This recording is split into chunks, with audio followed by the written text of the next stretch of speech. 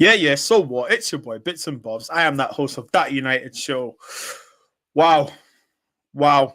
AC Milan, Milano, the return of Zlatan.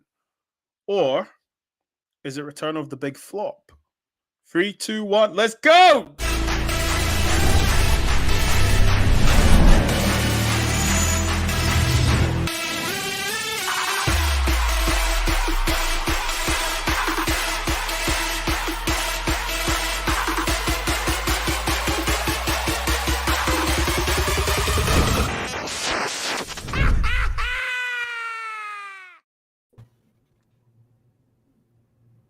How are we doing, people?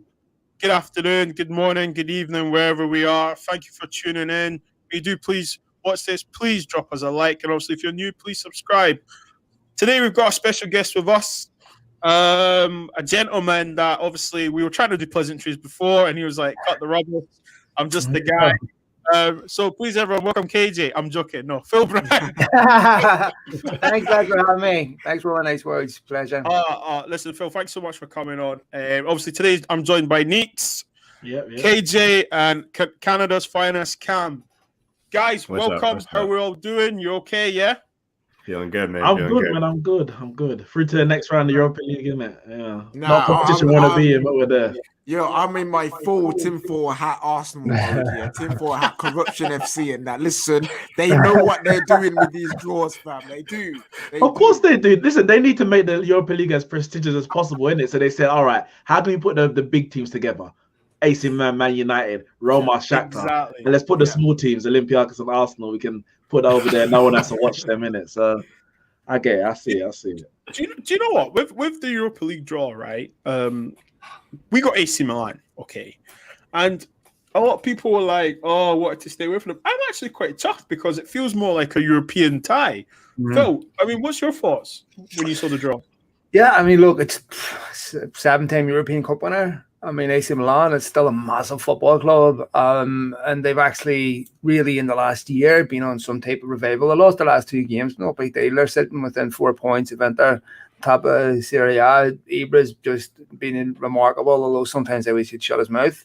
You know, I don't agree with his take yesterday that athletes shouldn't talk about politics. I mean, I don't know, should plumbers not talk about politics? Or athletes are human beings too, right? They're subject to the laws of politicians pass. They pay huge taxes, so why shouldn't they have a point of view?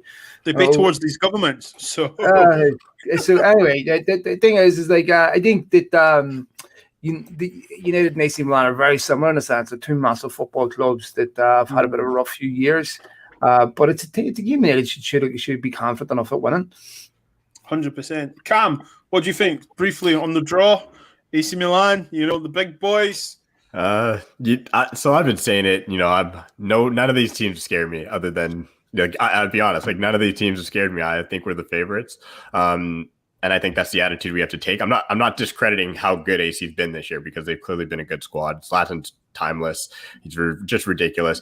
I doubt Delo will play. That'd be cool to see him play, but I don't think I don't know if he's allowed. I don't know what those rules are like. He's allowed, yeah. So it'd be cool to see him play, but realistically, like AC would have been a nicer team to face later on in the tournament, but at the end of the day, it gets me excited for the Thursday night because everybody was talking about a lot of people saying, "Oh, I'm not going to watch Europa." Well, how can you not watch United versus AC Milan? That's a Champions League matchup in some years. You know what I mean? So it's cool to see in the Europa League. So I'm pumped for it. I'm excited. At least I got something to watch on Thursday that I'm going to be excited about.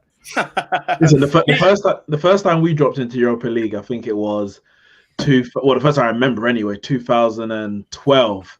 We got knocked out of the group stage. Us and Man City, and I was like, I'm not watching this. I thought I was above it, and obviously, Man United's playing. I have to watch it, innit? So that's what just happens, innit?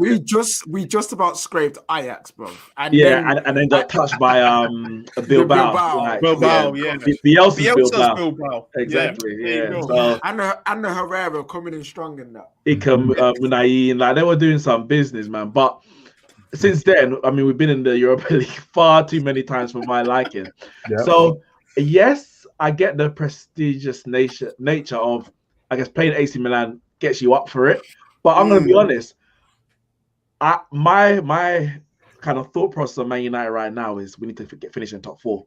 So anything else right now is a bit of a distraction. Yeah, I want to win the trophy, but top 4 ain't secure. So I'm just like, give me Mulder. We don't agree at all. Give me that team from Scotland. We don't agree at all. Give me Slavia Prague, and we can play the weak team, so we can focus on getting a gap in the top 4. And then cool. Bring me Roma, Shakhtar, Tottenham, Arsenal, AC Milan in the quarterfinals, in the semi-finals, in the final. Right now, I'm trying to preserve energy for the Premier League, and now you have to play our best team in every competition. FA Cup and all. I totally agree. Yeah, bond these hard ties early in the group stage, fam, and in the tournament. Bond that.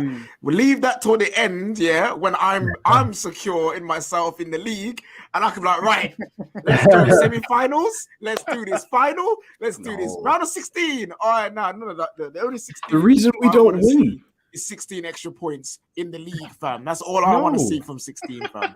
The reason we don't win later in these ties is because we don't have the energy. That's the reason we don't win later in these tournaments. It's like, this fear that you guys have about not finishing top 4 is crazy. There's no way we're not finishing top 4. There's no way. There's a way. There's a way. Look at the season. Look at the season. There is a way, fam. I'm gassing it. I don't care. No, don't be silly. That's what we do here at TFT. So we're talking about preserving energy.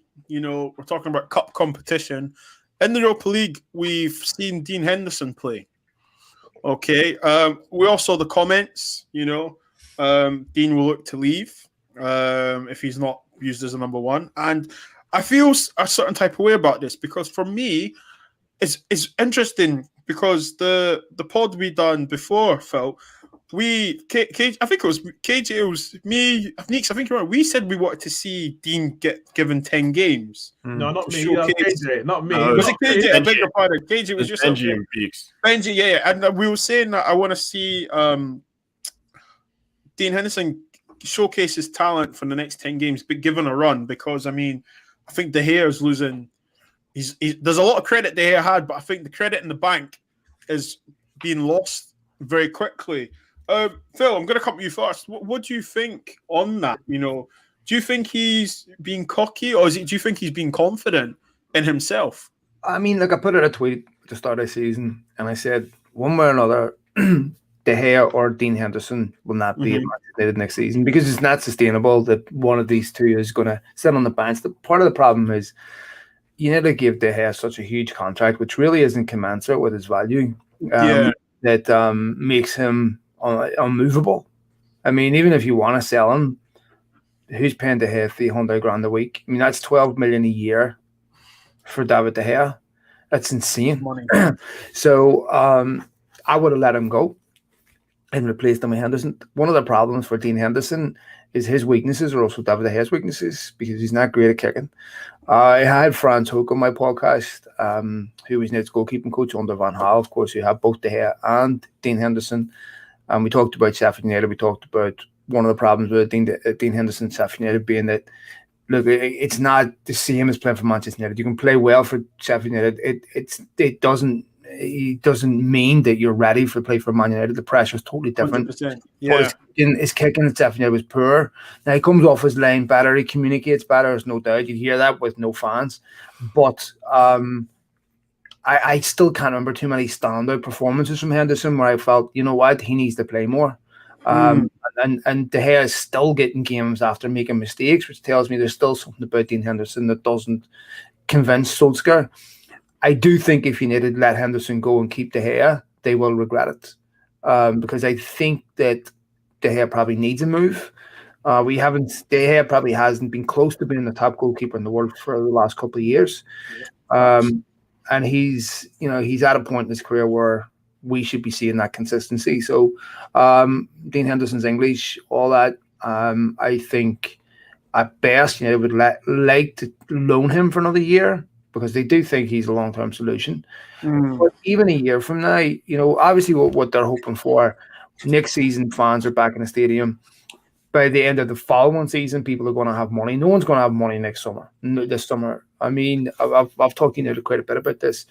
And I mean, with the exception of City, Chelsea, for the obvious reasons, PSG, outside the clubs that actually have to generate revenue, the clubs that need to generate revenue, there's just no money there. So I think you'd have a bit of a problem with that, because there is no easy solution. Even if you decide to sell one of them, do you really want to sell one of the Henderson on a cheap? I don't think so.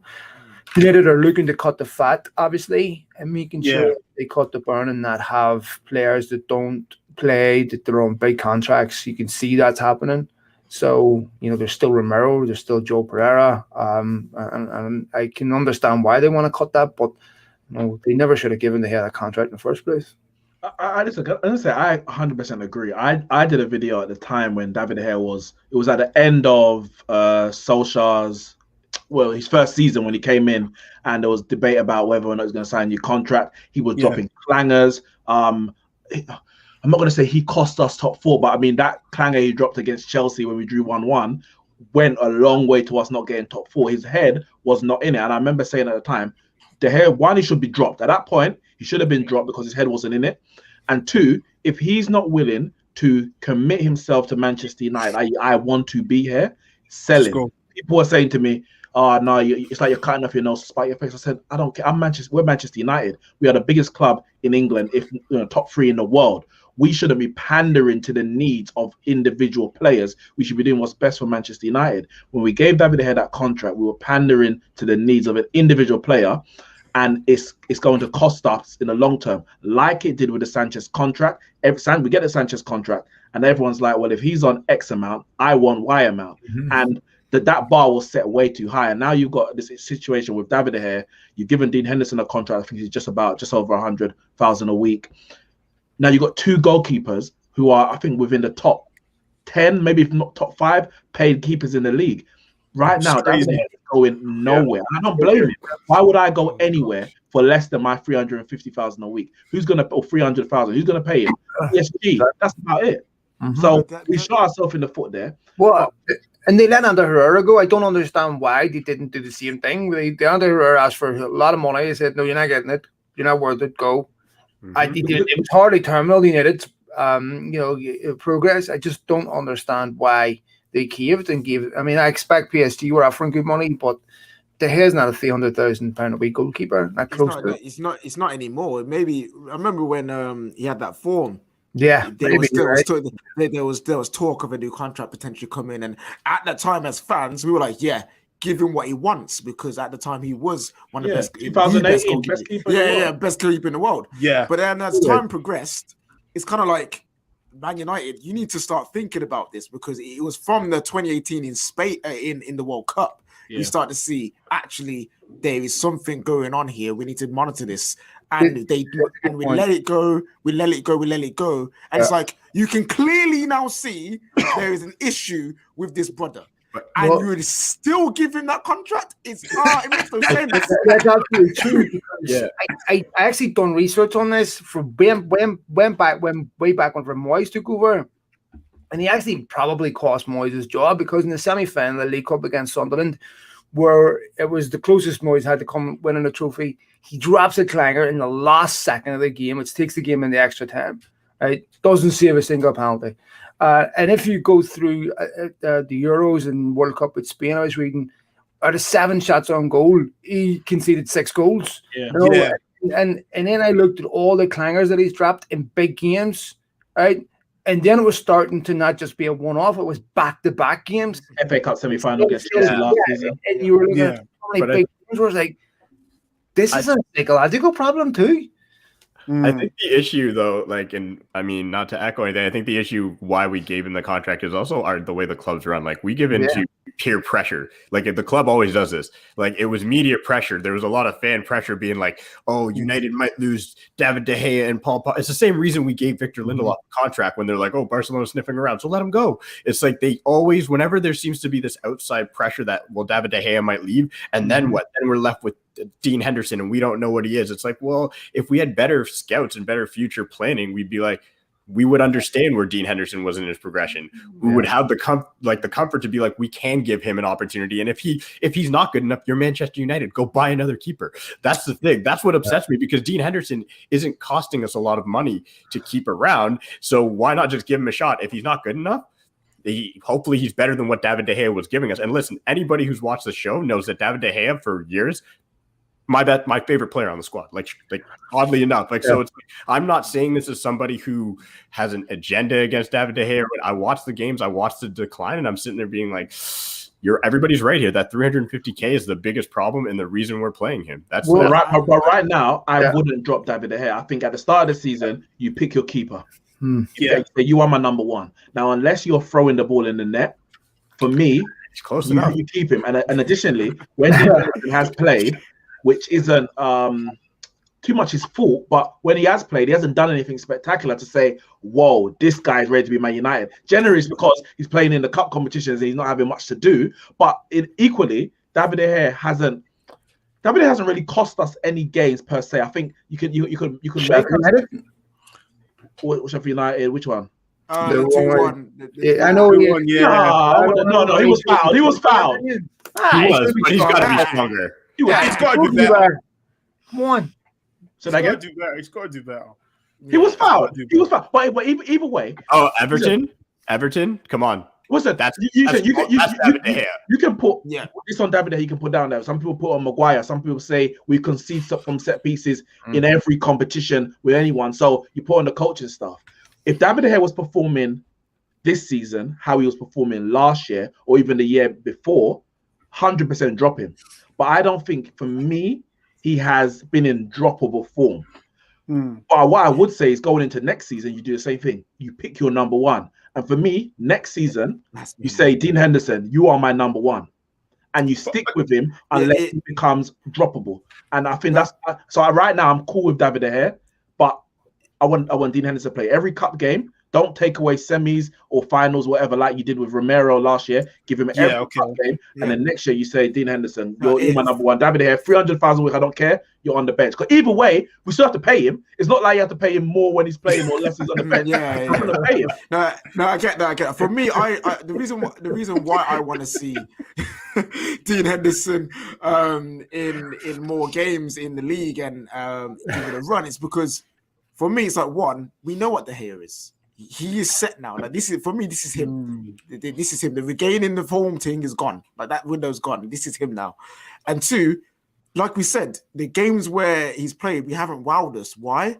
Because the teams you're playing against are subpar anyway. You could put Romero in there and he's doing the same thing, not looking spectacular, because there is nothing to do. I personally would love to see Dean Henderson give it a run, but I understand Neeks' point and everyone's point about De Gea and number ones to start the season. So I'm like, okay, fine, I can accept that. Next season has to be Dean Henderson. Has to be Dean Henderson next season, because when we think of a spine, we've got Bruno Fernandes in the middle of it, cool.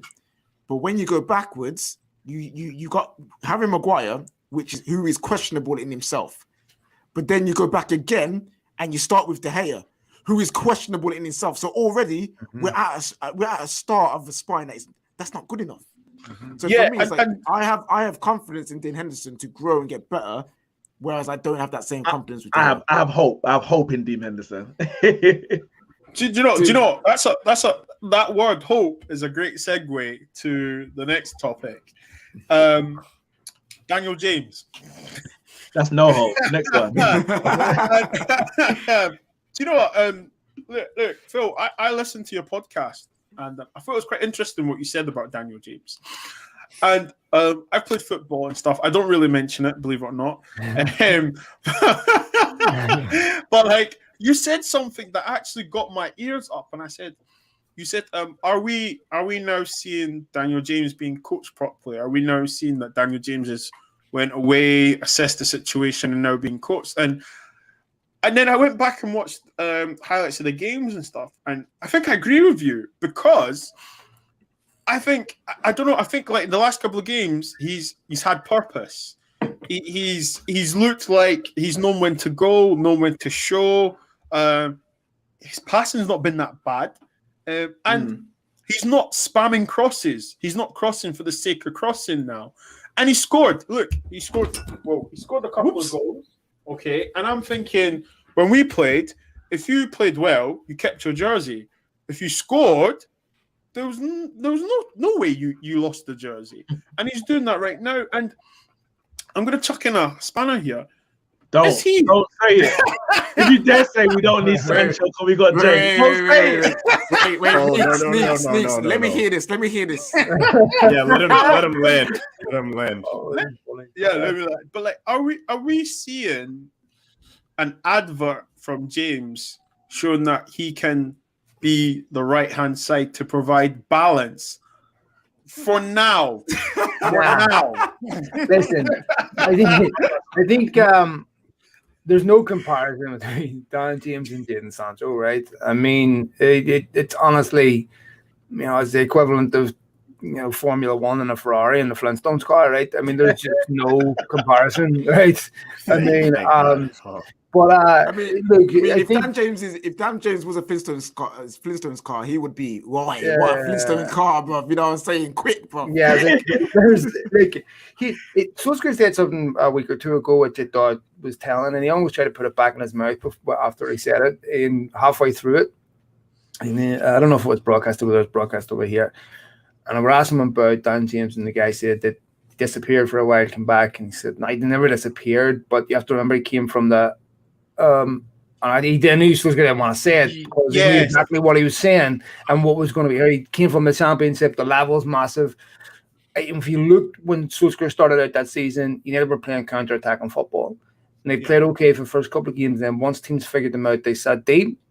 And then Dan James had problems because he's not the most gifted getting past players. But if you give him space in behind the fullback with his pace, he's going to cause you problems. Once teams started putting players in front of him instead of behind him, then he had a problem. He's technically not the best, right? So there was a limited footballer.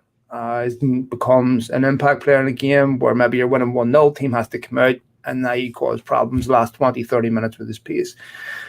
I think United have had to work with him to develop him to be good enough to play in all types of games. I think if you look at the current setup at United, you're running out of excuses for not playing well. If you go back to Alexis Sanchez's time, there's plenty of excuses for not playing well. But today, if you look at Luke Shaw, you look at all these other players, Fred, that have developed. Now there's a different atmosphere and expectation, and even Paul Pogba. This is one of the first times I've really wanted Pogba back. From injury, where I'm like, he needs to get back, because the Paul Pogba we saw the last couple of months was just world class. And so I think Dan James is improved, but is he a long-term option? No way. No. Sorry, KJ, but do we United fans? Fans are fickle. We're agreed on that. We're all like that. Well, some of the sensible ones aren't. But what I'm saying is that, like, did we accept the fact he came from Swansea? Because we saw the transfer. It was out of nowhere. There was no, we're after him, because he agreed to go to Leeds. Yeah. And I'm not trying to recycle some news here, but as a football fan, you want your players to play well. And I just think we can only ask him to play well. And right now, he's doing that. So, KJ, come to you. What do you think? I think as United fans, we did accept he was from Swansea, and we did expect the level. We did accept what kind of level he was. He had his first game scored, second game scored, and he was contributing really well. And obviously we were like, oh, yeah, cool, we've got something on our hands. And the issue was that we overplayed him. He shouldn't have played that many games this last season. And what you start to see is, like, actually, this kid is, unfortunately, I don't believe he's up to the level to play for Manchester United. And when you say something like, is he a temporary solution, that means he's playing 30 plus games, 40 games a season. We've seen that already, and we've seen that's not good. You know what I mean? It's not a good idea to do that. What he's doing now is beautiful. I am enjoying Dan James. I'm happy for Dan James, because when he does play, he's been impactful. He's scoring goals. He's causing trouble. And that's what we wanted of him last season. Yeah. And now going into this season, he's doing his role. But we all know that can't run for too much longer Yeah. in the long run. Because if you're a Manchester United player and you're only useful in specific kind of games, that's not good enough, because those specific kind of games ain't going to be coming around that many times, especially as you get better. I disagree with that, though, for me. And like, I don't think there's a problem with him being somebody you can use specifically in certain games if you're happy to be a squad player. He didn't cost us a lot of money. Every squad, I do believe, needs squad players who are happy to be there and play their role. And if he's happy with doing that, like I always thought, like, I agree with you. When he played all those games, he was starting way too many games. I thought he was going to be somebody we saw come off the bench, impact a game we're up, like you're saying, 2-0 something. That's the type of person you bring on to give the Rashford a rest, to give the Martials a rest. That's how I kind of look at it. Maybe I'm too new of a fan to remember how great everybody coming off the bench was for United, where it was like basically like the manager made a career out of coming right. It's true, but I don't believe every team can have the City setup where it's like every player is that good coming off the bench. No, right? I'm not. But I think you misunderstand what I'm saying. When I say specific games, I am okay with a squad players being using specific tactical games and stuff like that. Yeah, but my issue is that when your specific game is when Man United don't have the ball, don't have possession, and and we're counterattacking. As we get better as a team, those games become less and less of an option. So therefore, why are you there? You know what I mean? If you are struggling, but then the argument, I would argue, if you I do agree with that. But then if you look at the Newcastle game, for example. Look at the Newcastle game, for example, where we're playing against a team who weren't necessarily coming out, etc. I thought it was pretty good in one way or another, being able to get in behind and still get crosses in. Whether or not the strikers are there is another point. I do agree that if he is going to be so limited to, Paul laugh, bro. I know you want to laugh. I'm just saying. Nick's is rookie savage. Was a rookie conversational tone. I'm just saying. For me, Dan James is coachable. He's coachable because I think he has developed from the player that he first was when he joined to where he is now. Whether he's coachable to the level to ever be good enough for Man United on a regular basis, I'm not sure. And we may still see him go elsewhere, somewhere in the Premier League. I think he's definitely a Premier League player. We see what Bielsa does with Leeds. We can see why Bielsa wanted Dan James, because he would be absolutely perfect. But having a squad player like Dan James, I have no issue with right now. We'll probably speak about going forward, players that we need to sign this summer.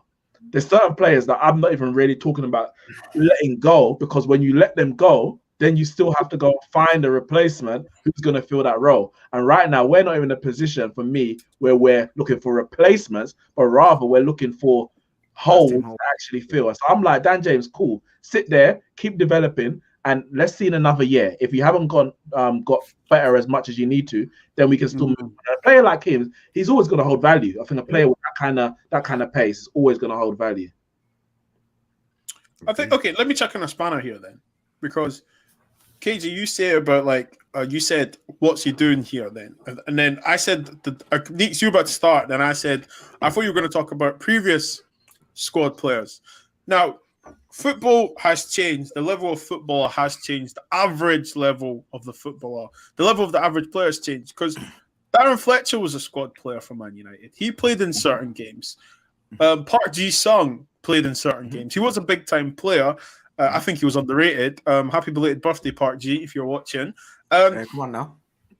John O'Shea, played in nearly every position across the back four, as well as holding.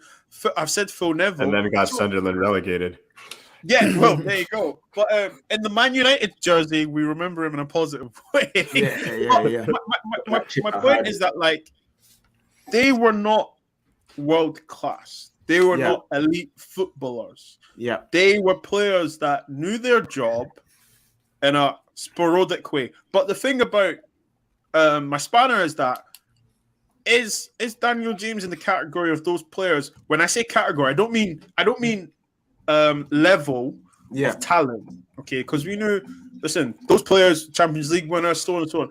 But I'm saying in those days, Darren Fletcher wasn't really classed as a very good. He was a good player, but he was just a good player. Do you know what I'm trying to say? Now the level of footballers, they've all become athletes now, and Daniel James is more an athlete than a footballer. Do you know what I'm trying to say? Yeah, no, I get what you mean, but the reason why I say no is because even with the Jason Parks, the Fletchers, the O'Sheas, the scenarios you can use them in were multiple different ways, multiple tactical battles you could use them in and be like, okay, you do this job, and then the next game or a different game, you'd be like, okay, the job you're doing is going to be this now, and it's going to be different. And they could play that role and do it very well. My fear and my reservation about Dan James is he's only got one job, one role that he can do.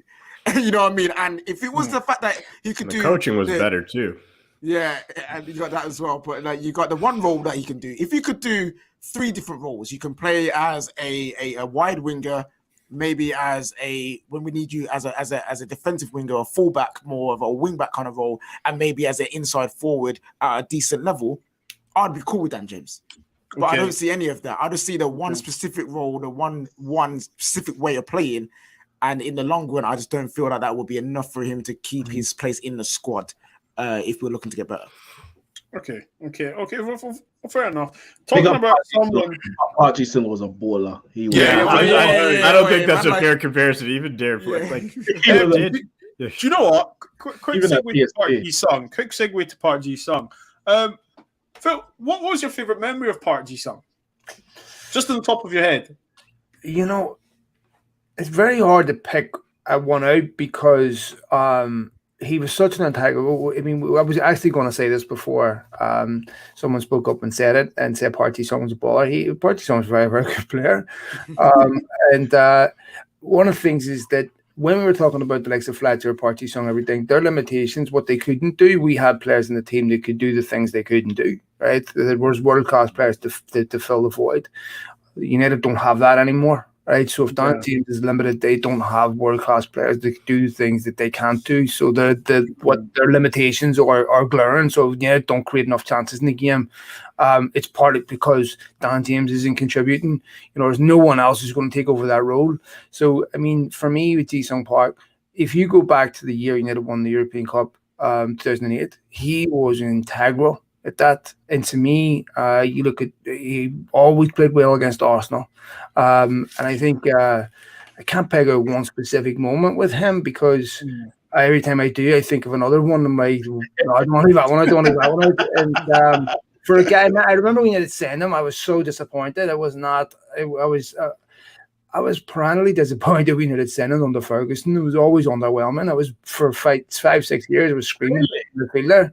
I still remember when he was at PSV. I remember they played. Was it PSV? It was Eindhoven. Yeah, it was at PSV. They played AC Milan in I think it was a semi-final in 2005, maybe. And he was brilliant. He was brilliant. I don't actually remember how I felt when he signed him, but I know that, like, for me, that header. Remember that header he scored against Arsenal, where he's back. And he kind of arcs it, and I think he goes in off the post or whatever. I'm just like, this guy, he just finds a way to always impact those big games. That was the way he went out, it made me sad. What QPR did to him they did him dirty, bro. Like the way, I remember him going. I was like, I'm sad. It's G-song, but that calls him Too Longs. You know what I'm saying? Too Longs Park and that. But then he went to QPR. I was like, okay, here's his chance to be like the main man, the guy, the captain. Like, yes, let's go. And the way it just fell apart, I was just like, oh no, how are they going to do Jesus? That's a really good example. Though, isn't it? That's exactly what I'm saying. When you put these players in teams who don't have the players who can do the things they can't do, then they look a lot worse, right? Because then their flaws are highlighted.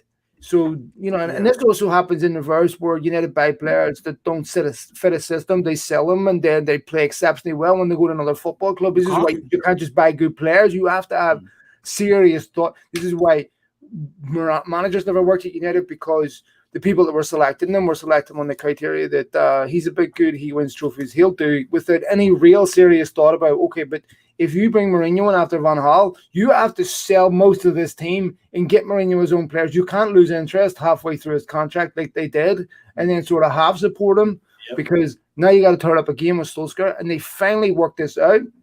And so now you see cohesion from the top all the way down to the youth ranks, where they start. If you go Bayern Munich, at every level they mirror each other, right? So if they take a kid out, it's almost surgically from the youth team into the first team. They play exactly the same way. So Barcelona, all the top clubs that have academies provide players to have that. United neglected theirs for years. This is the first time we've had cohesion. I think this is something that Solskjaer's brought. This is why Solskjaer's managing a club, not a team. Mourinho managed a team. Solskjaer's managing a football club, building blocks beyond the first team that will benefit United for years. And if he left today, he'd leave behind a much better football club than one he inherited. Ole Gunnar Solskjaer. Phil, you're saying obviously, well, you've basically told us the hard job he's had. He has, for me, it's like there's Ole in, Ole out. I'm not gonna bother talking about that because I think that's yesterday's news personally. Do we underappreciate the job he's doing because of the mess he came into, or because football fans we want results as of yesterday? What do you think? I think there's a couple of things here. I think English football has a very serious problem and a big concern in the sense that Manchester City could cause a massive gap between them and everybody else. I was counting City's team at the weekend. The team cost almost $1 billion, right? Just even the players on the bench, right? Players on the bench cost almost 500 million, right? Now other teams have money, but not like that. And I mean, I almost forgot Nathan Ake was alive, right? And I'm like, I forgot anything, right? literally. And and they've sent with Laporte, Nathan Ake, Stones, Ruben Diaz. I mean, it's outrageous. And then you're looking at their fullbacks. I mean, Cancelo is essentially playing as a playmaker. English football has a problem because City have so much more money than everybody else, and they're way ahead of everybody else. So if you took City out of the equation, most of the rest of the teams in the top four are very close. Chelsea, United, Liverpool, they're relatively close. But it's going to take a miracle to catch City in future seasons. And because no one's going to have any money this summer. I mean, United have lost over 100 million this pandemic. And obviously, clearly the biggest problem with the football club's ownership structure, but it doesn't help having this. So I think this is a big problem. If you judge Solskjaer not on trying to catch City, but on what's realistic, I mean, he wasn't given anything this summer. It was another disaster. You'd have he's done a really good job because he's improved what he's had. Thank you. Cam, what's your thoughts? What's your thoughts on what Phil just said regarding Ole? I mean, what's your assessment of Ole at the moment? I've always backed whoever the manager is that's in the seat. That's just always been whether it's Jose until Jose got toxic where I couldn't handle it. With Ole, he's doing I don't understand how people can really be slating the job he's doing. We've seen too many players get better. It's just there's no this whole maybe I'm not this tactician that everybody claims to be when they watch patterns of play and this or that. Because I get so frustrated looking at Twitter and people being like, "Look at the football being played." I'm like, I mean, I'm seeing Scott banging goals. I'm seeing Rashford become one of the best young players in the world. I'm seeing Aaron Wan-Bissaka actually learn how to cross. I'm seeing a lot of things that weren't there before. Paul Pogba actually caring. Paul Pogba, legitimately, I've said this. Paul Pogba is my favorite player on the team. At this point, and I think he's the most important player. And without him, I'm hating this experience. And now you're seeing when Ollie has got Paul Pogba to a place. Before he went down, he was clearly playing for the badge. He was clearly, I'm not saying he never was before, but his mind was elsewhere. Paul Pogba's mind was at winning at United for the last few weeks, and that's got to be credit to Ole because all the other managers failed with him. Him and Jose we're going to fight on the pitch. Luke Shaw, I know we're going to get to him later, but Luke Shaw is the best left back right now on form in the league. I'm not saying he's the best left back because clearly there's better left backs in my opinion, but the way he's playing. So for me, Ollie's doing a great job. And if you just look at the numbers, you look at the win percentage, you look at the actual stats that are out there, it's hard to argue that. And I get it. Yes, there's better coaches out there. Cool. But right now, our coach isn't doing a bad job. So that's what I'm focused on. The thing is, when it comes to Solskjaer, what people do, and I find it so funny. The first thing they do is say, "Well, look how Pep's team plays." And regardless if Kevin De Bruyne is not there, Sergio Aguero, look how they're still playing, create chances. Look at Jurgen Klopp. If we had 4 centre backs out, blah blah blah, would Solskjaer have Man United sitting in 6 challenging for top 4? You're comparing them to arguably the 2 greatest managers of their generation. So whoever you compare to them to will always fail in comparison. Yeah, but you know what's funny, Nick? So before you continue, you know what's funny? But when you say they compare him to Pep and Klopp in that way, and they say, yeah, look at this comparison. But when you compare him in another way, in terms of look how much time they've had to reach their goal, you can't compare. You can't compare. You can't compare. But you're just doing it now. They don't. Yeah, so I was like, if you compare any manager to Pep and Klopp, they're very likely to fail in comparison. So unless your solution is to get Pep or Klopp from Man City or Liverpool, you need to come with a better logic. You can't compare to them two. And I would say the fact that we are second in the league, and people would say, they said same thing last season. We finished 66 points. It was the worst season ever. Any other season you want to finish top 4. We only finished top 4 because everyone else is bad. All right, cool. That's your argument last season. What about this season? Oh, well, look, Liverpool's fallen off. Spurs ain't as good. I mean, Spurs weren't great last year anyway. Arsenal aren't as good, but they weren't great either last year. Leicester are still where they are. Man United alone we've gained more points. I think maybe by 10. I haven't checked in the last few weeks. Between 10 and 15 more points than at this stage last year. So regardless of what everyone else is doing, the improvement of Manchester United is clear.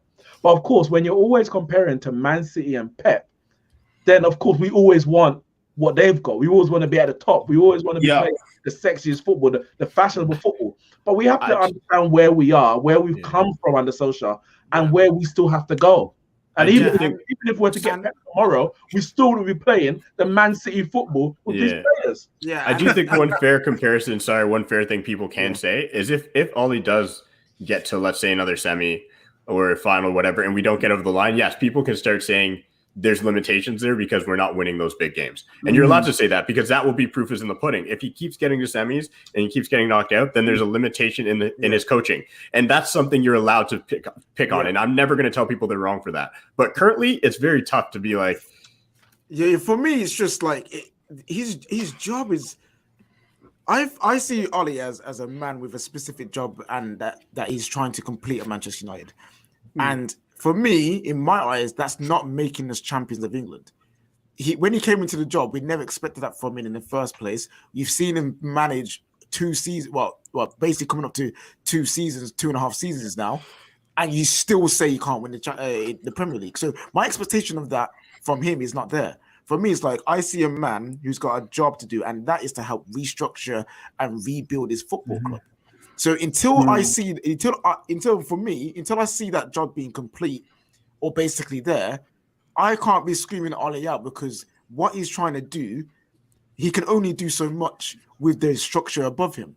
If he's asking for Grealish, if he's asking for Sancho, if he's asking for a centre back, he's asking for a DM, if he's asking for all these things to restructure the team and rebalance the team, and he's still not getting it, why are we going on his neck when he's trying to correct the football club from all his mistakes over the last few years? That to me is unfair. That's a really, really good point. It's very important that context is taken into consideration. Just to echo your sentiments, United are 14 points ahead of the same stage where they were last season, 17 more goals.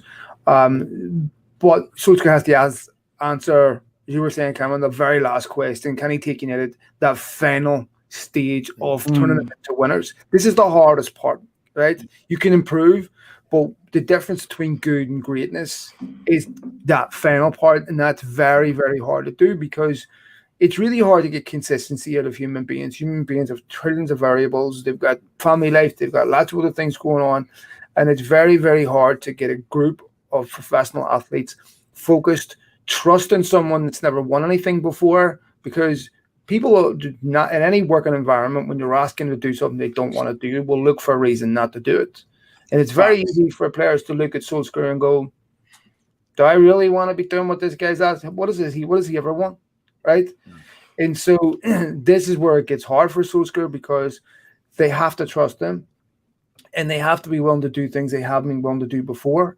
And it's very, very hard to do. You know, Ferguson had that trust. It was a different era. So Solskjaer doesn't.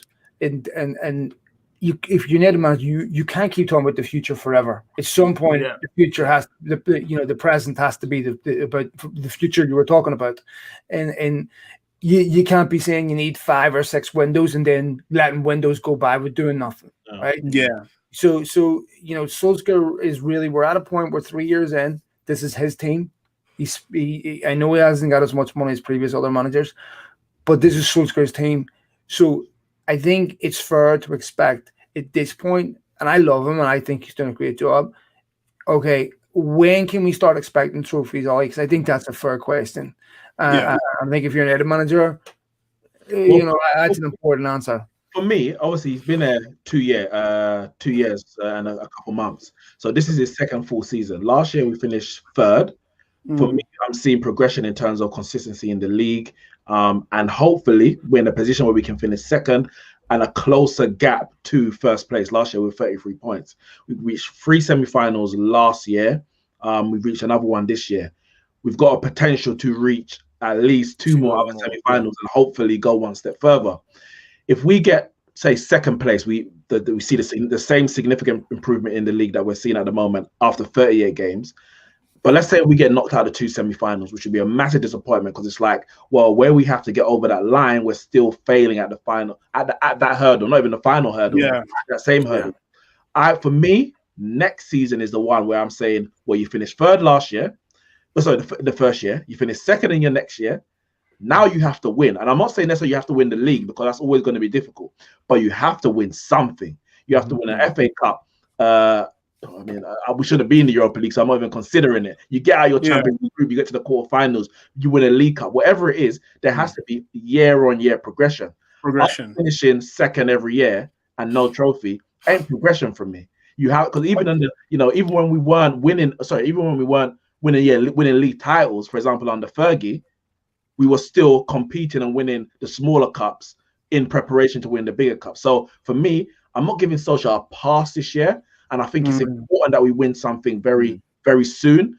But if we don't win a trophy at the end of the year, but I see significant progression in the league, I'm willing to give him another year to take that final step. If he wins, just conclude on this one. Go for it. If Ole Gunnar Solskjaer gets past this AC Milan test, because it's not an easy tie. Yeah, that is another big team. You've taken yourself as a team have taken out of your way for that in that competition. For me, Ole Gunnar Solskjaer needs to seriously look at it and be like, yo, I need to win this. Considering the rest of the teams that will be left in this competition, this should be the start of him winning something at Man United. We're talking about progression. We're talking about, the first year, you see when you finish, second year, finish. What about progression on our left back, Luke Shaw? Now, this guy splits a lot of groups of friends, a lot of WhatsApp groups. What is it with Luke Shaw this season that has changed? Because for me, I think Telles just came in. Okay, I think Telles just came in. And it's probably he's probably thought, okay, I've got competition now. Luke Shaw actually looks a bit more stronger. He looks a bit more lean, shall I say. Bear in mind, breaking your leg, deep injury, we can say, oh, he's injured, blah, blah, blah. But we're physically not there. We're not in the rehab. You're on your own. You see the boys go out to train. You're there getting a rub, and that's it. You get told to go home. You're not in the banter. You don't hear any of the chat or anything like that. You're just not in the whole camaraderie. So what's changing? Because Cam said it earlier. He's the best left back on form right now. Yeah, it's a really good question because I asked him the same question. I had him on my podcast a couple weeks ago, 2 weeks ago, maybe. And what stuck out for me, two things in his answer. First of all, that he talked about himself. Look, lads, in life, yes, of course, there are reasons sometimes that's outside of your control, but it's almost always down to yourself in life about success and failure. If you're lucky enough to be born in certain places, right, where that opportunity exists. For me, Cristiano Ronaldo would have become the best player in the world if he'd have played for Accrington and Stanley, just because he was so determined to be that player. Because no one else can put you in the gym. No one else can stop you eating shite. No one else can stop you doing things off the field that are prohibiting your growth. It's all down to decisions that you make ultimately. So Luke Shaw had to make changes. I think there's obviously contributing factors. He wasn't happy with his football under Mourinho. And I was asked him what one of some of the biggest contrasts between Mourinho and Solskjaer, which gave him interest in some of his answer. I see parallels in Luke Shaw that I see in Anthony Martial, in the sense that Anthony Martial looks a lot like Luke Shaw did at times, where in the sense that he looks like he doesn't want to be there. He looks like that this is a chore for him, that he's not happy. That, if you talk to a lot of players that have had problems off the field, and by no means am I saying this is an issue for any of these two, but I'm just saying that most players who are troubled with things, whether it's addiction, alcohol, depression, whatever, they will tell you that when they're on the field, the court, or whatever it is, that's their escape from their life's problems. That's the one place they really want to be, right? Where they don't have to deal with anything else. For Shaw previously and Martial today, it looks like the opposite. It looks like this is the last place they want to be. And Anthony Martial's got a lot more natural talent than Luke Shaw does. So Luke Shaw looks for the first time like someone that wants to be a football player, that wants to improve, that is happy on the pitch, that believes he can be a top player. And we see that consistency. Again, consistency is really, really hard to get from someone because major changes have to be made. So I think it's a multitude of things. This is also probably the best United team he's played in. Neeks, the best United team he's played in. He's been through a few. No. I agree with you. Phil, he's went from one contrast of a manager to another contrast to another contrast to another manager. Mm-hmm. I mean, Luke Shaw, why do you think we're seeing the best of him now? I have to say that because I think I say that with my chest. Yeah, other than that, the first few months under Van Gaal before the injury, when him and Memphis on that left hand side, that was beautiful. It was brilliant. And we haven't seen a Luke Shaw like that since then, and arguably even better. He was explosive back then, and he looks like he's getting right back to that with a bit more maturity as well. I think he's created the most assists in 2021 of any player in the Premier League, and that says something for a fullback. It's something that we've always asked for him. Get forward. We know you've got the talent because that's why we bought you. You were doing it at Southampton. You did it under LVG before the leg break. Why are you so afraid to keep going forward and going past your man? And partly I think you have to put it down to management as well, coaching. It's no coincidence there's a lot of players, including Luke Shaw, who have had their best seasons under Solskjaer, under this coaching setup. So obviously partly has to go down to that. But as Phil said, the majority of the praise has to go down to the player, because if you're not willing to do what you need to do to get the best out of yourself, then no one can make you do it. I think when you see competition come in, and it takes someone who's willing, determined to be the best, who rises to that occasion. So even last year, Brandon Williams kind of burst into the scene. There's a lot of calls for Brandon Williams to be the first choice left back because he came in with a fire, a hunger. And Luke Shaw saw that, I feel, and he performed before he got injured, just before the lockdown break. And he was performing because he's like, nah, this is my position. I ain't no 19-year-old academy boy coming to play my position. No little right-footed youth fam coming in. Yeah, exactly. And he performed and he was playing well. We're like, this is what we want to see. And then what happened in the summer? Telles comes, and everyone's like, well, we need an attacking fullback. Let's get Telles in the side. I don't know what Solskjaer said to him, but I'm sure he saw Telles there like, I am going to make sure that this is my position. And that's how it should be at Manchester United. There should be no player who goes out on the pitch any day saying, well, no matter how I perform, I'm playing every week. Everyone should be fighting for their position week in, week out. And I think it's credit to him, credit to Solskjaer to make, and the coaches to making sure that you keep that fire and that drive there for all the players, but credit to him to rise into that challenge. Mm-hmm. Cam, what's your thoughts on that? Because, Nick said something there I really liked. Credit to the coaches, because it's one thing we don't hear enough credit on is the coaching and the way like Solskjaer's handle the scandals, the agents, certain reporters reporting stuff, Luke Shaw, man. I'm going to give a great job, right? Yeah, but I'm also going to give a lot of credit to the player too, because at the end of the day, some players are more injury prone than others, right? It's just a thing. It's like some people have muscle issues or whatnot. Luke Shaw is a more injury prone player, but he's clearly done something to kind of mitigate that, even though, and I think why we're seeing a better version of it is after a big injury like that double leg break, that is a very debilitating injury. And he probably wasn't able to do a lot of the things. Like, people underestimate where he was probably at in his rehabilitation. Not everybody rehabs like certain people around the world, like Zlatan and people. Not everybody comes back from things the same way. So people maybe are discrediting. He maybe wasn't able to run as fast for a bit. He maybe wasn't able to move as quick. Like, there's probably things that weren't going on in his body that he wasn't able to do. And you're seeing it on the pitch. You're like, well, this guy's trash now. He's not playing well. And now we're seeing a player who's had clearly enough time to get his body right. He's had clearly enough coaching belief in him, and not a coach saying it was my brain in his body, which was the most ridiculous comment I've ever heard. I know. Like, he's had somebody believing in him, being like, listen, you had this talent. When he came from Southampton, was Luke Shaw not considered basically to be the next best left back in England? Like, he was considered like the hype was real. Better than Ashley Cole, right? So when you have that injury, all that goes away. That's gone. You're no longer that's gone, right? You have to get yourself back there.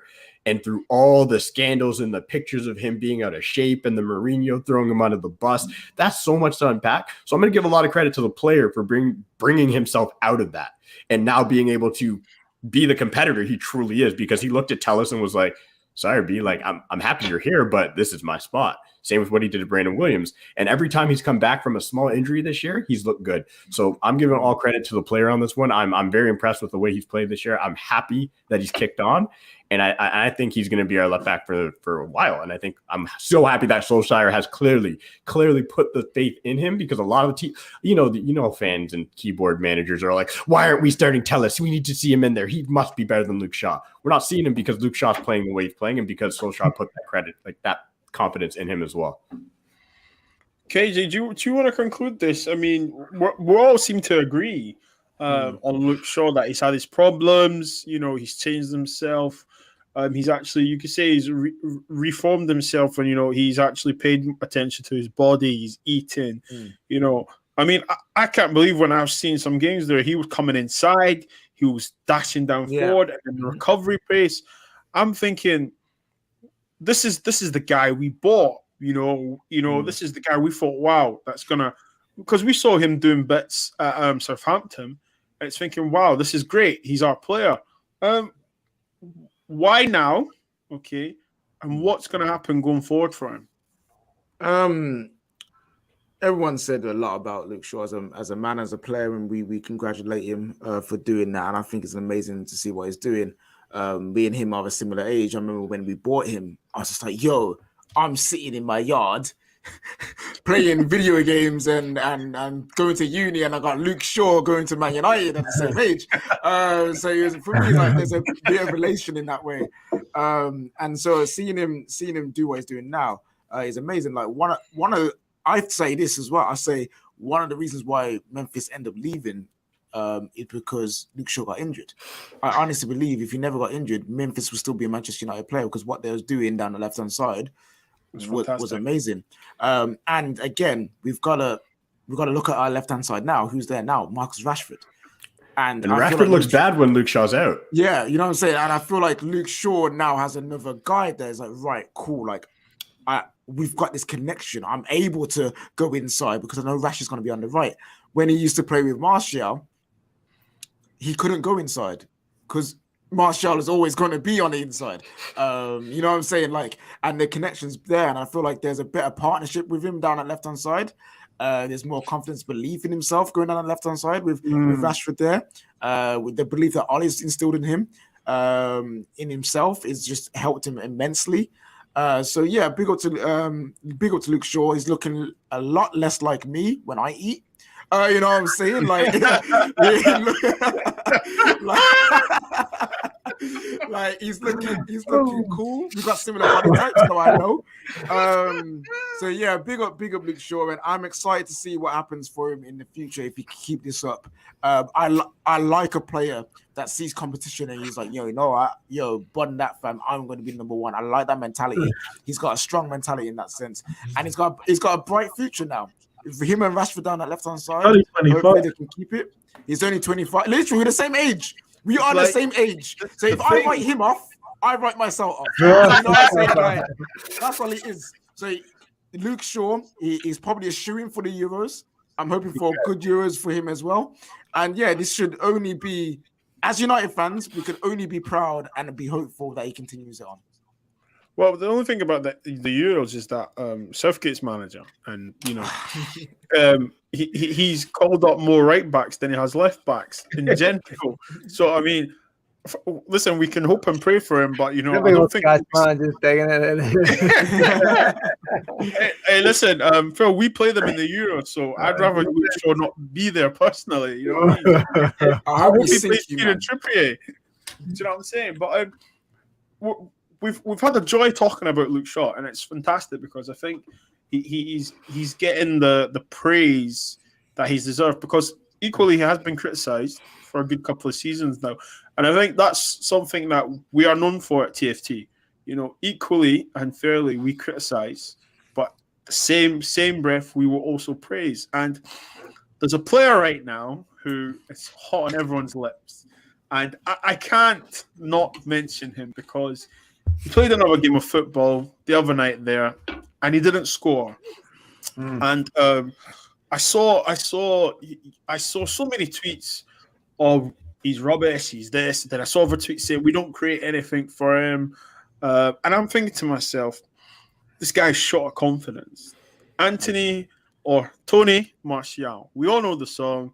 50 million down the drain. Tony Martial scores again. Do you know what I mean? Yeah, he's not scored in a long time, and I just think, are we done with him?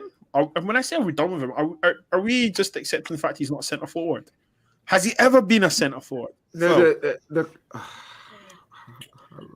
Well, is it directed at me?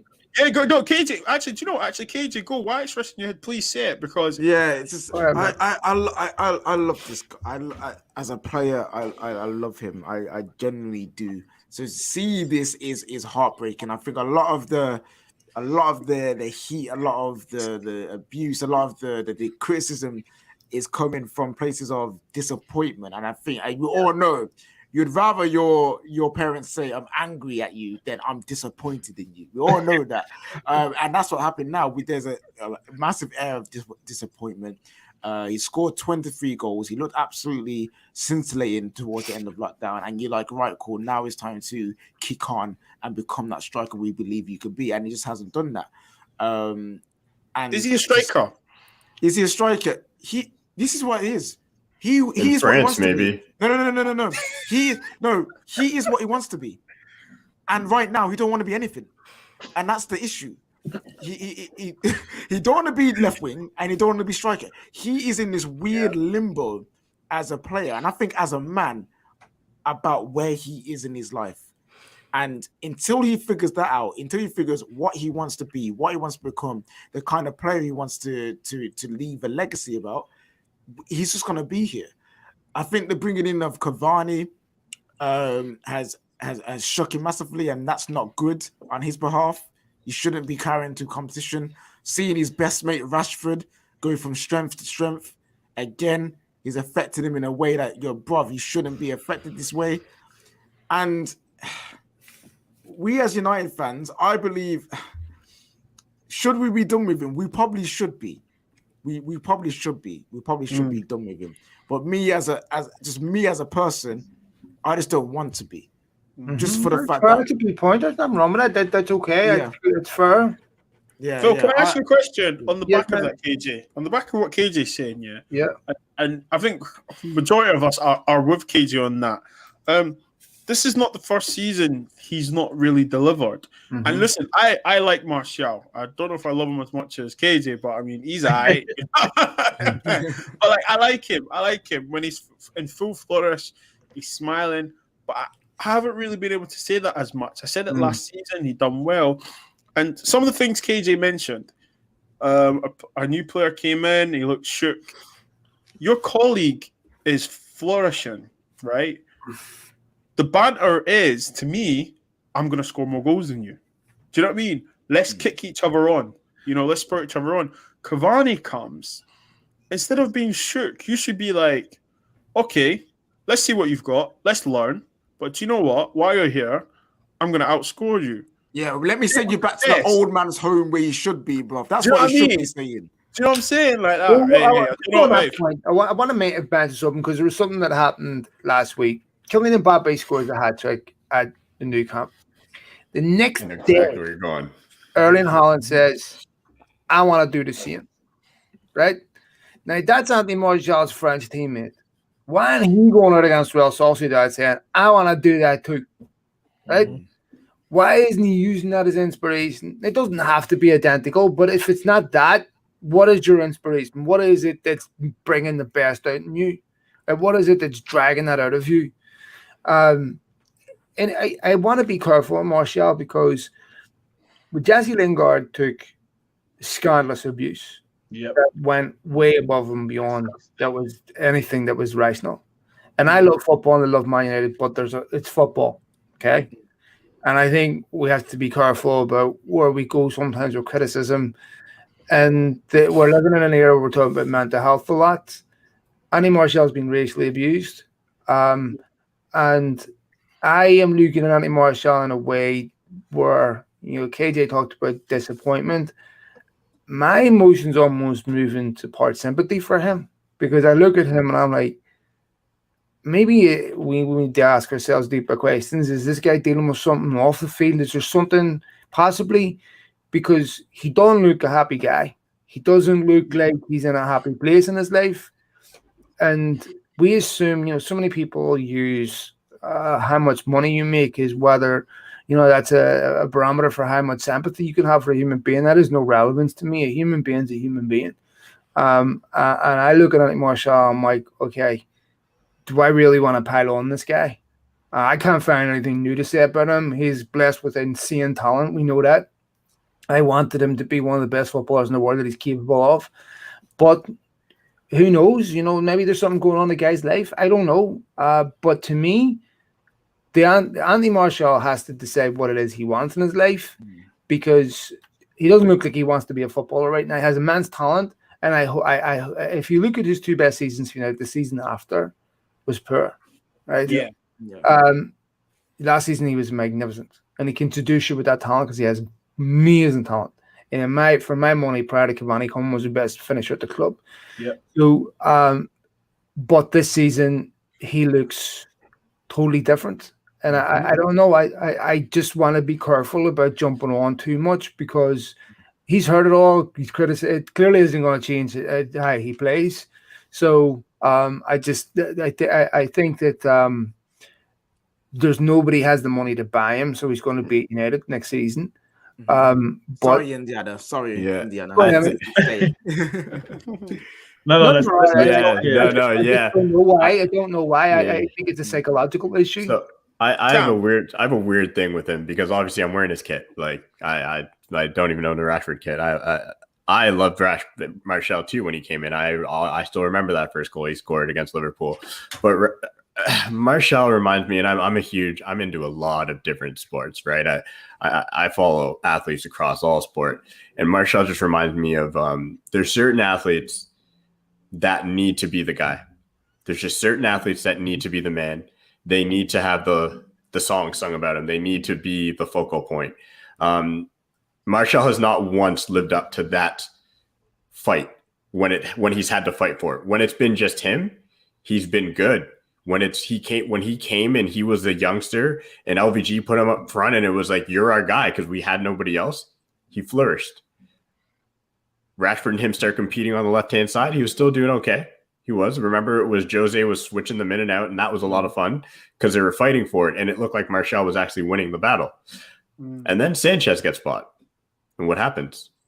He doesn't fight for his place. He sulks and he's upset. And it's like, I'm not saying I know the guy personally, and I get what you're saying, Phil. You don't want to pile on. And I don't want to pile on. I'm just calling it as I see it, as because you are an athlete and you are allotted to get criticized. I'm not going to say anything outside of the realm of his footballing ability, because a lot of people take it when we criticize him that we turn on our players and back our players. And I got a lot of people coming at me on Twitter about him when I made my comments last time. It's like, listen, he's a footballer and I'm going to judge him based on what I'm seeing.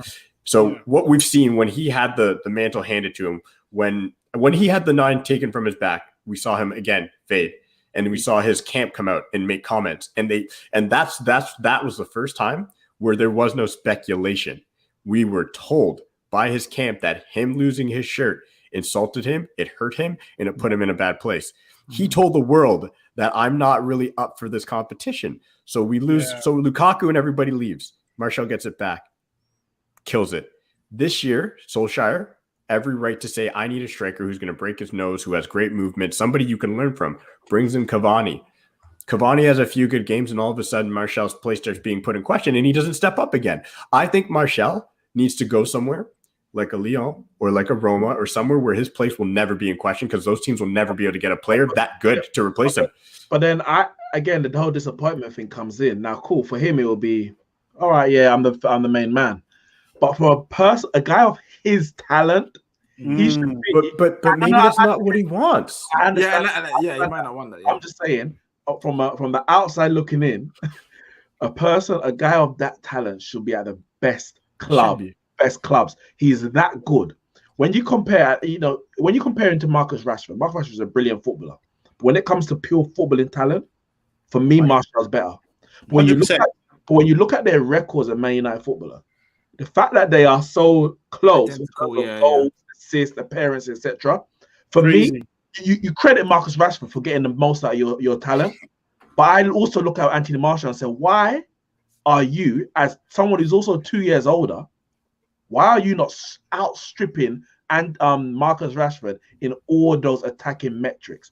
And it all comes down to mentality. Now, of course, we don't know things happen in people's lives off the field, etc. And you can say that about any footballer or any athlete from any generation or any person, any walk of life. So I can only look at it about what we see on the field. And as Cam said, Lukaku comes in, he drops. Sanchez comes in, he drops. Cavani comes in, he drops. He's had 2 brilliant seasons, his first and the last previous, and the one in the middle where he got about 11 goals and 9 assists in that season. Before Sanchez came. Before Sanchez came, it was wonderful. So it's all those moments where the position is yours, do your job. And that will never happen at Man United. Never. And that's why I think I think it was about Luke Shaw, I said it. Everyone should be in a position at Man United where you know that a bad performance means I'm on the bench next game, because that is what it takes to be at the best club, winning the biggest trophies. I think Martial has all the ability to be at the best club and win the biggest trophies. The question is, does he have the mentality? And one more thing. 5 years later, the fact that we're still asking this 5 years later. But let's take it away from United for a second. One more point I want to make is, remember, he really wanted to be in that France team. It was always talked about how he thought Jose held him back. He got a shot. Didier Deschamps gave him a shot this year. And I'm sorry, I watched some of those games because I wanted to see how he'd perform with France. And the pressure got to this guy to the point where he was missing sitters. And that's not – I just worry about yes, he's so happy to play for the badge. He's always said he wanted to be United. I just don't think this is his level. I think unless he's coming on to back up Rashford, in my opinion. That's just how I see it. I think, and as I said, but everything being said, this is why I say he's in limbo as a man, because he's thinking, I'm at the club that I love, that I want to be at. The fans have shown me so much love over the years. But at the same time, I want to win trophies with this club, because he's done that. Let's not forget he's won trophies with Manchester United. But at the same time, it's like, but also, I want to be the guy. I want to not be the one who's challenged. I want to not be the guy who has to always look over his shoulder because someone's trying to take a spot. So as a person, that's like, that is a dichotomy does not breed good football. He needs to make his choice. And I think when the summer comes, I don't think he's leaving. I do not think he's leaving. I don't think me neither. Yeah, I don't think he's leaving. So in the summer now, he really needs time to reflect. Because if I was a manager personally, I'll be like, Tony, go away, take your time and think. But we can't do that right now because of the season that we're in. So it comes to the summer now. I'll be like, if I was Ali, but listen, Tony, look at me in the eyes. You need to go and reflect, my brother. What go do you reflect. want from your career? What do you want from your career? What do you want from yourself? Those are the questions I don't think people ask footballers really. What do you want from yourself? Because when you start to get those answers, then you start to map out your career. Because you look at Haaland, what he wants to himself. He wants Ballon d'Or. He wants greatest goal scorer in history. He wants that. Mbappe, greatest French player. He wants that. You know what these guys want. Tony, what do you want for yourself? Listen, you don't have to go that far. Look at Marcus Rashford wants to be the best player in the world. He may never become the best player in the world. Yeah, but he wants it. Know that he wants it. You can see it. So you don't have to look across just look across the dressing room, and you can see someone who's doing that already. Was trying to. I get. You know what? I get it. I've been in teams where I wasn't the best player, so I wouldn't play all the time. I won stuff. And I performed for them when I did, but I was in a dressing room where I was like, or I was in a squad of players where I'm like, yeah, I'm subpar to these. I looked over to the B team where most of my friends played, and I was like, what do I want? If I want to have fun and enjoy myself and be the guy, that's that over there. But what is the result of that? Subpar football. But if I want to be winning the things, I look at the guys here, and yes, they might make fun of my touch because it was like Heskey. You know what I'm saying?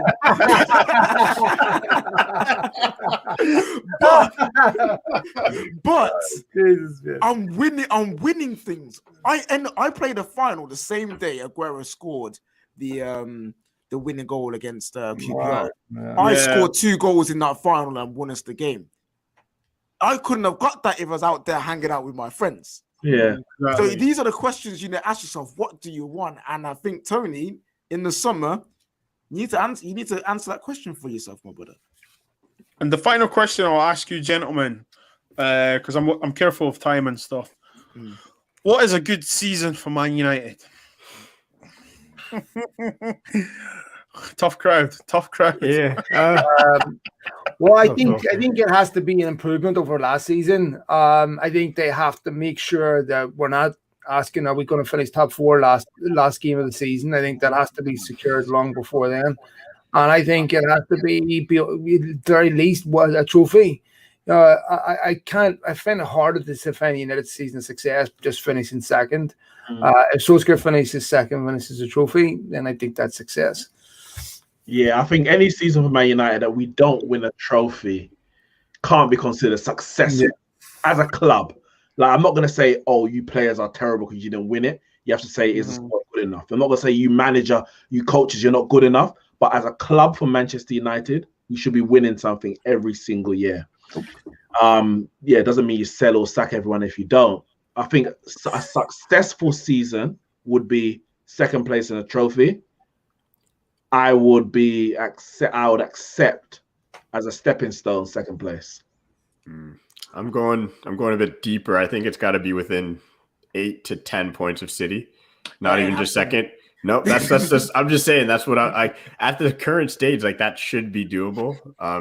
It should be doable, and I like that's just how I'm looking at it. If you can do that, then I would consider it a successful season without a trophy. If you can't, you have to win the Europa League. We're not winning. I'm throwing out the FA Cup. I've said it a million times. We're not winning. Man City exists. Like, I'm done. I'm not having that conversation. Like, if we can sit here and say that Man City is so much further ahead of us and their team's just looking so unstoppable right now, why are we going to sit here and be like, oh yeah, well, we have a chance to? I'm not saying that. You're saying that. I think we can beat City in a 9-minute game. So I think so. Beat City in a 9-minute game. So what I think, okay, that's fair. Whatever, sure. Okay, you have your opinion on that. I have mine. I think the Europa. And at the end of the day, I think the Europa League's a bigger trophy. I think it's a bigger trophy. It's a European Cup. I know people talk it down. It is. I'm sorry. I know. I get it. Listen, it's probably. This is where the unbiased, non-British opinion comes in. The Europa League is definitely a bigger trophy in the grand scheme of things than the FA Cup. I get that we haven't won it for a while and we want to win it, but like, let's be honest, the teams left in the FA Cup are AC Milan, Arsenal, Tottenham. Like there's good, strong teams left in the Europa League that we need to go through and we need to beat. Real Sociedad is 5th in La Liga. They were killing it. Like these are big teams that if we go through them and win the Europa League, we have so much more credibility for Solskjaer because it's not I won the Europa League going through Slavia Prague and Olympiacos. It's I want it to be that. I get, but I'm saying, but it's not. But I'm saying this year it's not. I'm saying this year it's very clear. Like we had Real Sociedad, cool. We're gonna have AC Milan, cool. Next game is probably gonna be a tough one too. And then at that point, Shakhtar over next. And you can't say anything bad about Ollie if he makes it through the Europa League and wins this cup. That's a massive success. Yeah, fair enough. You see, with me, because of the window we had. I held a funeral for our football club after that transfer window. I did. Rest in peace. The resistance started. So Paul, welcome to the resistance. So Viva la Resistance and that. Like, I won't compromise your position by saying the things I say about our owners and Woodward, but people in the terrace already know. You know what I'm saying? So for me, this season for me is like, right, we need to do something we haven't done before since Fergie, which is secure top 4 twice in a row via the league. We haven't done that since Fergie. So for me, it's like, okay, top 4 with 15 points more than we did last season with a final. I wouldn't say it's successful. That is what I can deal with. So that's 81 points in a final. Yeah. Okay. Well, what did we finish with under Mourinho? Was that 81 points as well? Yes. Yeah, it was. Yeah, but we won the trophy. So. And he never let anybody forget it. Yes. Listen, gentlemen, thank you so much. That has been That United Show. Phil, thank you so much for joining us. Pleasure, lads. I had a great time. Really enjoyed it. And thank you so much for having me. You're all brilliant. Thank you, lads. Oh, thank you very much. Yes, cheers, people, make sure you like, subscribe, and share the channel. Peace and love to you all.